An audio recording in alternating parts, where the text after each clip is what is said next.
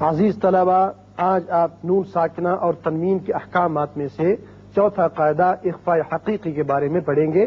آئیے اس کی ابتدا کرتے ہیں۔ بسم اللہ الرحمن الرحیم۔ بسم اللہ الرحمن الرحیم۔ آج ہے اخفاء حقیقی کا قاعدہ، لیکن اس سے پہلے آپ کو یاد ہوگا کہ جب نون ساکنہ اور تنوین کے قواعد ہم نے شروع کیے تھے تو پہلا قاعدہ آپ نے پڑھا تھا اظہار حلقی کا۔ کون سا پڑھا تھا؟ اظہار حلقی کا۔ اس میں تھے 6 حروف، حمزہ، ہا، حا، خا، عین، غین۔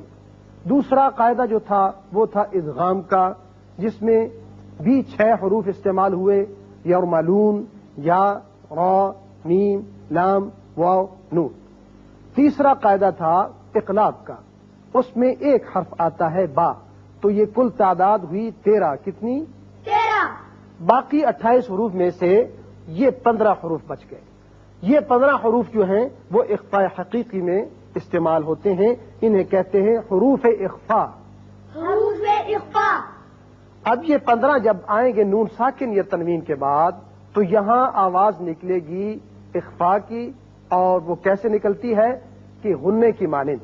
کامل غنہ نہیں ہوتا، نہ ہی اظہار ہوتا ہے، اس کے درمیانی آواز ہوتی ہے، لیکن ساتھ ساتھ یاد رکھیے کہ کبھی تو وہ آواز ذرا پر ہو کر آتی ہے، کبھی تھوڑی سی باریک، اس لیے کہ جو حروف مستعلیہ ہیں، موٹے حروف پڑھے جانے والے، جب وہ آئیں گے نون ساکن یا تنوین کے بعد تو وہاں اخفاء ذرا پر ہوگا، اور باقی جو حروف باریک ہیں جب وہ آئیں گے تو وہاں اخفاء بھی تھوڑا باریک ہوگا۔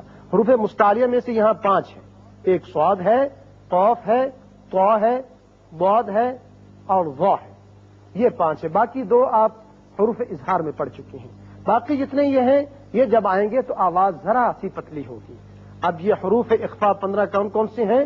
صاد، صاد، ذال، ذال، فا، فا، کاف، کاف، جیم، جیم، شین، شین، قاف، قاف، سین، سین، دال، دال، طا، طا، زا، زا، فا، فا، تا، تا، ضاد، ضاد، ظا۔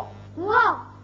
اب آپ ان کی مثالیں دیکھ لیں، نون ساکن کی مثالیں ایک کلمے میں، ایک کلمے بھی آتی ہیں نون ساکن کی مثالیں، 2 کلموں میں بھی ہوتی ہیں، اور تنوین کی ہمیشہ ہی 2 کلمے میں ہوتی ہیں۔ یہاں آپ کو ان تمام 15 حروف کی مثالیں ایک کلمے میں سمجھا دی جائیں گی، لیکن باقی جو ہے 2 کلموں میں اور تنوین میں اس کی مثالیں تو ساری یہاں نہیں بتائی جائیں گی، لیکن آوازیں وہی ہوں گی جو یہاں نکلیں گی۔ جیسے صاد نون ساکن کے بعد آ جائے ینصرکم، ینصرکم۔ یہاں دیکھیے نون پر آپ نے آواز تھوڑی سی گول کر کے موٹی سی نکالی ہے، وہ صاد کی وجہ سے، صاد حروف مستعلیہ میں سے، ینصرکم۔ ینصرکم۔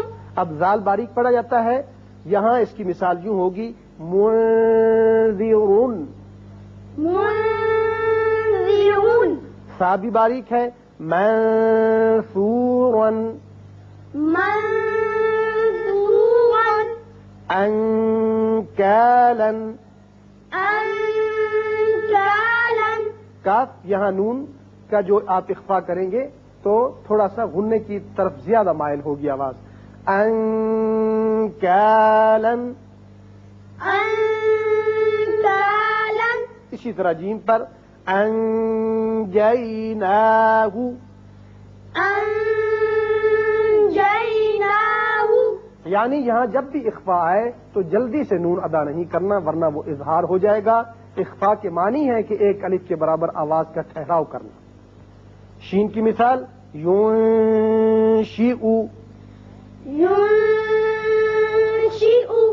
قاف حروف مستعلیہ میں سے ہے، ينقضون۔ ينقضون۔ یہاں اخفاء کی آواز تھوڑی سی موٹی ہوئی، من سأته۔ من سأته۔ اندادا۔ اندادا۔ فانطلقوا۔ فانطلقوا۔ اب دیکھیے یہاں ان تھا، یہاں فاؤں تھوڑی سی آواز پر ہو کر نکلی تو کی وجہ سے، جو کہ موٹا پڑا جاتا ہے. فانطلقوا،